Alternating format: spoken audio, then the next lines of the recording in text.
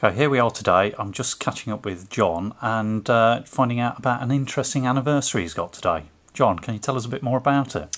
Yeah, hi Simon, you alright? Today, 3 years ago, the 5th of October, I actually went into prison for 3 months. So it's a bit of a weird anniversary for me. I spent a week at Welford Road, which is the main prison here in Leicester, and then got transferred to somewhere called Stocken, which is in Rutland, and I did 12 weeks there, and then came out and did 3 months on a tag back at my parents' house. Luckily, they took me back. Otherwise, I'd have been homeless, I think. And yeah, the thing that happened, I mean, I'm 44 now, so it was 3 years ago. I was in the right place at the wrong time.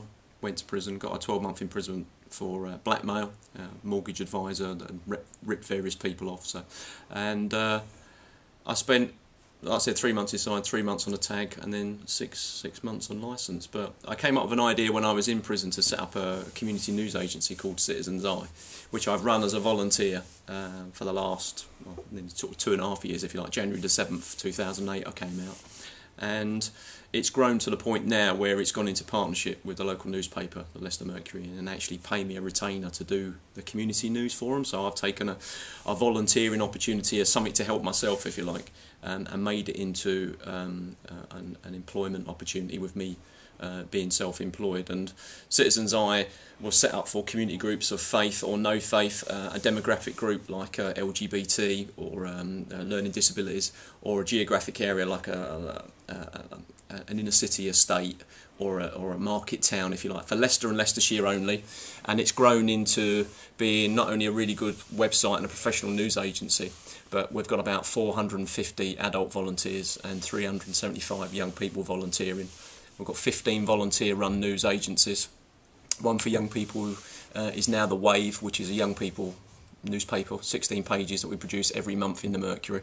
We've got an older person's one, refugee and asylum seekers. The first 3 editors of that, all 3 of them have got their status. And there's one for ex-offenders called INO Mag, which stands for Inside and Out. And we've had 2 editors of that. And I think you've interviewed Mark, who's the second editor for today's talk. And also what we've done is we do printed newsletters, and we've got a website. We do 2 versions of the newsletter, one for people who sort of work in the criminal justice system, and one for sort of, ex-offenders, if you like, that are in probation hostels. They go around all the probation hostels. And we've done sort of quite a lot of sort of YouTube related stuff to it. I went back into HMP, not right back inside Welford Road, but just to meet Keith Atwood, who's one of the governors there in charge of reducing reoffending, and we were just talking about how we could do a project to go in and speak to prisoners about second chances and opportunities when you come out, and just being realistic about what your chances are of being rehabilitated and reintegrating in society. And so maybe trying to stop some of that kind of writing 400 letters to get jobs and get knocked back every time, which if in effect sometimes that can have the effect of putting people back in that place. I'd never been in trouble with the police before. Been in the army, been all around the world, been bankrupt a couple of times, but got in with a bad group of people who saw me very much as an easy target, and I kind of got to the situation where I lost my house, my job, my car, my wife, my kids. I lost our house. My parents lost their house due to this mortgage advisor as well, who's still out there doing what he does, which is quite interesting. They can't really pin anything on him, trading standards and stuff, but I met someone recently who's an estate agent who'd been ripped off by him again last year. And I do a lot of stuff now with what I do with Citizens Eye, with like the Chief Executive of the City Council and the Chief Constable and the Chief Superintendent and lots of inspectors and Chief Inspectors, and of course lots of PCs, and they're all amazed at what I've done with what I've achieved when I've come out. But I think from my point of view it's more a case of it happened, and this is something positive. Every day I'm still doing something to help myself, and if I can give people like Mark a second opportunity, and he takes that and he does something with it, then surely that's a positive thing. And it was interesting reading in the newspaper today and on my iPhone app coming back from Manchester, which I'll talk about in a minute, talking about prisoners working 40 hours a week and stuff like that. Well, I'm in a unique situation because I've experienced what it's like. People that don't want to go into education because they didn't really want to get educated at school, being disruptive in education because there's no work, and then, you know, work patterns being disrupted inside because of, you know, cuts and things like that in a prison service. You know, they're tending to lock prisoners up longer now, and I think, you know, this is this disconnect between how the mainstream media portrays what prison life is like, and those of us that have experienced it, and maybe some of the people watching this now will go, well, yeah, it's all well and good them saying, you know, we need to employ them for 40 hours a week, and why can't they be doing that when, you know, in education you're counting pencils so they don't take them back and make them into weapons and all that. And it's a very, very complex area, and INO Mag, basically, kind of the idea is inside and out, reports on both sides of the prison wall, if you like, and tries to, you know, talk to people. I talk to people that go in as mentors and stuff like that are about to go into prison, and what I enjoy about doing that is they're waiting for their CRB checks to come through before they go into prison, and they're told they're going to get a talk from this guy who's, like, you know, a freelance journalist, and he's the editor of something called Citizen's Eye and runs INO Mag, which could be a useful resource for them to look at. And I do the first part of the talk, and then I tell them that I've just been told that the ex-offender they're expecting isn't coming to talk to them, and they're all disappointed. And then I say, it's me. And then they're all in shock. And I go, okay, maybe this will help. And I pull a hoodie out and put a hoodie on, and I say, does that help you with your stereotype? I said, you know, you guys are here volunteering to go in and be mentors to people through the gate, yet even you have a prejudice about what an ex-offender is. You know, just because I'm 44 and, you know, maybe intelligent, I don't know. It depends who you ask. You know, who can articulate himself well, you know, how do you end up in prison, you know? So I think it's been a real eye-opener for me, and my way of dealing with it has been telling people what happened to me and what my experience was, and, you know, and saving them 6 months getting to know me and thinking I'm a nice guy, which I like to think I am, to then be disappointed and, you know, maybe challenge themselves about, you know, what their perception is of an ex-offender. And the great thing about talking to you today and the people that are watching this is that, you know, you're going up to Edinburgh to talk to, you know, the people there at the prison, and the fantastic job that they did with, you know, the Libraries Changing Lives Award and winning and stuff,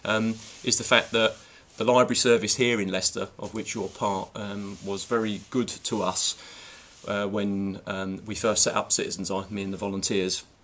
And obviously then, you know, provided accommodation for us for free with our community media hub where we started. I mean, I've got 5 desks now in the Leicester Mercury. You know, we're here at the Phoenix Film and Digital Media Centre where Wave is based and stuff.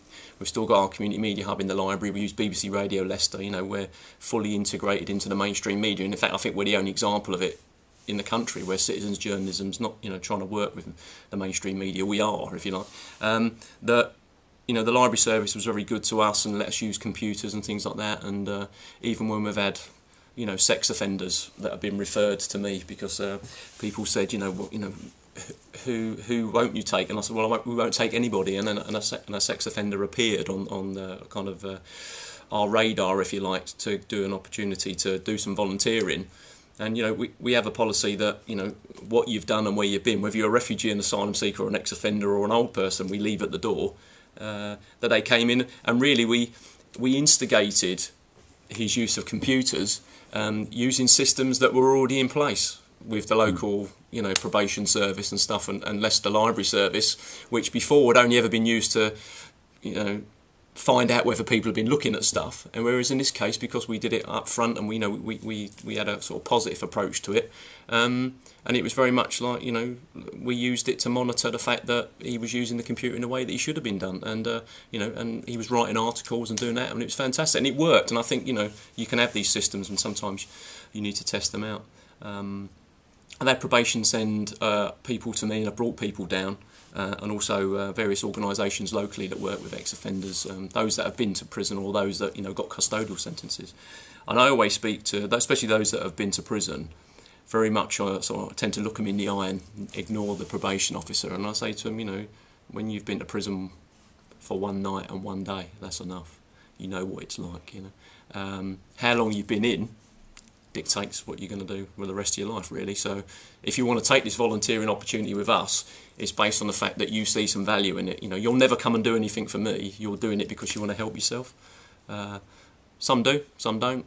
You know, those that you think are going to work out tend not to, or, you know, you'll get a call to say, oh, you know, they've been recalled or whatever. I remember having a young lad they brought down once, and he was being bullied for his money at the at the hostel that he was staying at, and they thought he'd be quite good to do something with us because in the library service, his bullies wouldn't come in to the library. We might be able to provide that, and we got close to sort of getting that jacked up, and then he got recalled. And I think he only got recalled as a way of getting himself out of being bullied, and he slipped through the net. I can still remember that guy now, young lad, you know what I mean? So, cool. John, it's an amazing story, and I hope Citizens Eye continues to sort of like blossom. Thank you. Congratulations to all the people there that won the award. Yeah. Thanks, John. Keep up the good work.